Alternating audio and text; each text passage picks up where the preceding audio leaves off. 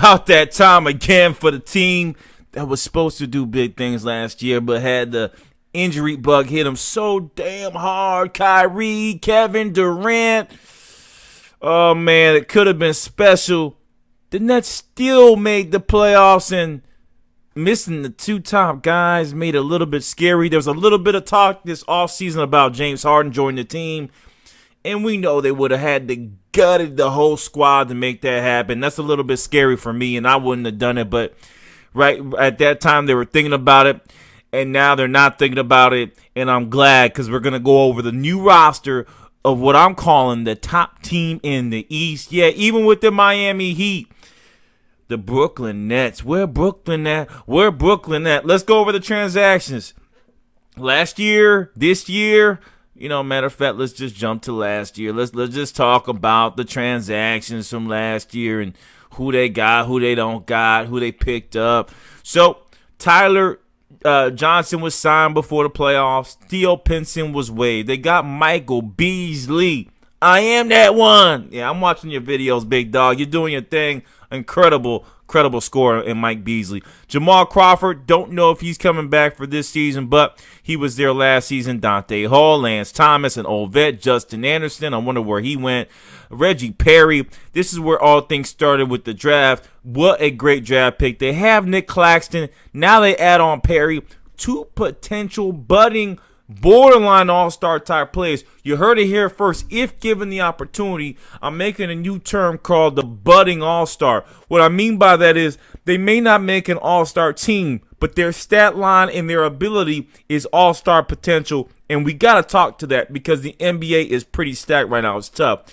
They went ahead and got Landry Shamet from the LA Clippers in a deal along with Bruce Bowen. Shamet is a scary addition. I'm worried here. This is a J.J. Redick trainee, and if you remember J.J. Redick, what he was doing with the Philadelphia 76ers to get the same type of shooting prowess in this kid, yeah, there's gonna be trouble. You could look me up and email me all you want. Put your money down. This is a dangerous situation for the Brooklyn Nets. They also added a defensive guard in Bruce Brown Jr., big guard drafted for defense. He's added on to this team, and man, he may prove to be a difference maker on the defensive end, kind of like Lukan's Dort was for the OKC Thunder.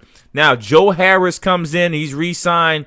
A big contract for him. He's certainly proven his worth in the last game I just saw. You add on Jeff Green. You add on Tyler Johnson. Jeff Green's no slouch either, by the way. This is the most impact pickup they got in Jeff Green. They re-signed Tyler Johnson. They re-signed a guard that I love, and Chris Chiozza, exciting guard there. And then they went out and got a couple of guys that may fulfill the practice role for now, may make the team, in Eli Okobo and Paul Abua, who I don't have a background on, so I really can't talk to be straight up and honest with you. Okay? Now, the free agents that they had, I discussed some of those guys. Temple's gone. We talked about the Wilson Chandler is kind of like in an oasis. Jordan Bowden is gone. And then the signings in December, they added some more additions again to the playoff riser. Mr. Kaiser Gates, right, is another addition. These guys are all going to try to make the team. I believe Nate Sestina was just waived, but we'll see what happens with him. Yeah, he was just waived. So if he was signed on then waived, we'll see what happens with this team and who's able to make it. Now let's get into the crust of this and really talk about what's going to happen on where Brooklyn at. Oh, let's talk about the roster right now. And for me, and when I look at the depth chart, when I look at the team roster and who they have, let's just look at the pretty picture of the roster. Obviously, the changes start with Durant, right? You add on Kevin Durant to this team along with Kyrie Irving. You have your big two setup, all right? You also keep them honest. You keep them honest with two, I would say, budding all-stars. A six-man of the year, and I think a guy that was possibly going to be the number one option if this team wasn't going to be a playoff team. That's Caris LeVert. Caris LeVert, if he comes back fully healthy, no offense, LeVert and Dinwiddie is greater than James Harden. Yes, I will say that, okay? LeVert and Dinwiddie is better than James Harden. They do not need the ball to be successful, even though Dinwiddie will be on the second unit and can cause damage. But I just think these two in there and the other guys, they would have to, let's be straight up, they would have to probably give up a Joe Harris. They would have to give up, some other guys, maybe a Nick Claxton, another draft pick, maybe even Taurean Prince. When you add on these two, it is quite deadly. And you're going to say, well, how you figure? What are you telling me right now? You're talking all this trash about this James Harden bullshit, and you're saying he's better than blah, blah, blah. Well, let's look at the stats, right? Last year, points per game, Karis LeVert averaged 18 points per game, shooting 46% from the field goal range. Well, not last year, last game. Almost 66% from three. I'm trying to get into these season stats to kind of show you kind of how they ended up last year. We go into Spencer Dinwiddie, another guy who's just coming along. He plays the point shoot guard role on the second unit, really just a guard if you really take a look at it. 64 games last year, averaged 20 points a game, 7 assists, and 3.5 rebounds, okay? That is from Spencer Dinwiddie. We go into LeVert again. I just want to show his last year's stats. Bang. If we look at the stats last year from LeVert, he averaged 17 points, 4 rebounds, with 4 assists. Do the math. I hate to do this and put it together because they technically don't play as one. 17 plus 20 is 37 points per game. Me and you both know James Harden didn't average 37 points per game. Why would I lose that efficiency to get James Harden? And I bet that was the argument from Kyrie Irving. Now you add on those two efficient players, and I think already, without even going through this list, I talked about the big four. If I don't mention big four, that means they don't have it. This team has a big four, a scary offensive lineup that can be deadly for guys that can create for themselves in Durant, in Irving, in Dinwiddie, and LeVert. Scary roster, already too much offensively for the Miami Heat. Now you add on some role players and some additions. Now you add on some more three-point shooters in the name of Joe Harris, right? You also got Landry Shamet on your three-point angle, right? Who else is there that can splash and dash? Rodney Kurush is going to have to come up big for this team. And this is where I see the need right here. They need to shore up the forward position. I don't like this Abua pickup. If you got Michael Beasley potentially that can join this team and shoot the spot up three, I think he's a better player, even though I don't know anything about Paul Abua, who's probably a great young talent who they're trying to develop. I go into Jeremy Martin. Not sure about him either. Another rookie. Again, these guys will show themselves. They're NBA talent. There's no doubt about it. But this is a championship run that comes once in a lifetime. I would definitely try to shore up the roster with some more vets that can shoot the three and play limited minutes that can help this team out as they refocus in. From a defensive perspective, I've been going on offense too long. Let's talk about the D. You got DeAndre Jordan and Jared Allen in the middle. Scary two-headed monster. This is protecting the paint at its best. And to have those two on a squad, something special.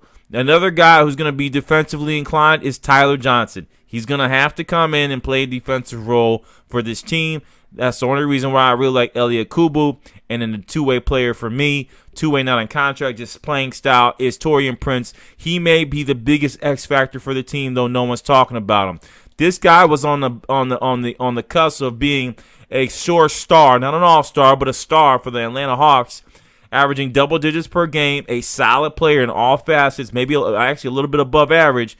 And then he goes over to the Nets where he was playing when everyone was out and doing well. And now he gets the opportunity to facilitate his talents from the bench and be an X factor that no one would be able to beat if they're all hitting on all cylinders. Jeff Green was then picked up, right, from the forward position out of Houston.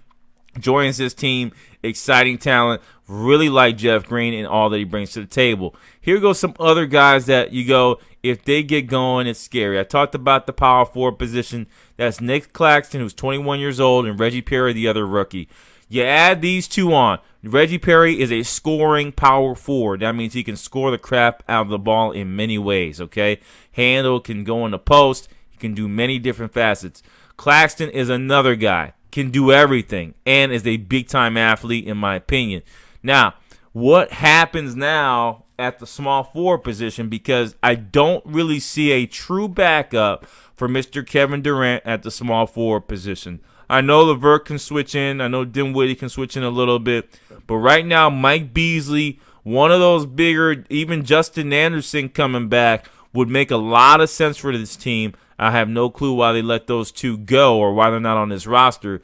But that is the opportunity for this team to shore up and have a chance to make a championship. They have all the pieces.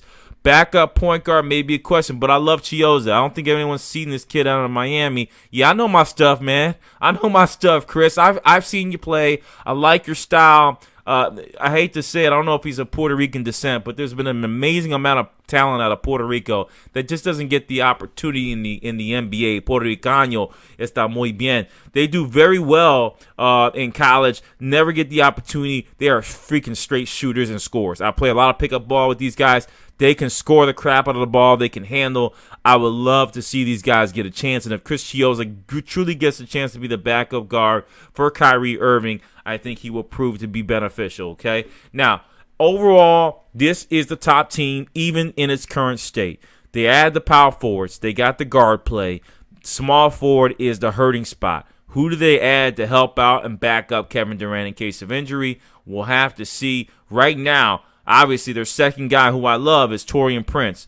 Can there be one more other talent that's potentially loaded at this level? Not a Paul Abua, right? That can support this team is the question mark. And can Shamet break the roster enough to come in and give them a good 10 to 15 minutes of offense in which they may need in times of crunch? At the end of the day, when I look at everything here, I don't think there's any other chance but maybe the Miami Heat if they get loaded, or 76ers if they make some trades, for this team not to be in the hunt for the Eastern Conference Championship. They have all the pieces, they have the star power, and they also have the coaching. I think this is probably the scariest team in the East. Brooklyn Nets. Where Brooklyn at? Yeah, they're trying to get the Nets torn down in late March, and we shall see when the playoff time comes if the Nets can make it. I'm out of here. Step it back one time. I'm driving. Yeah, step back. Peace.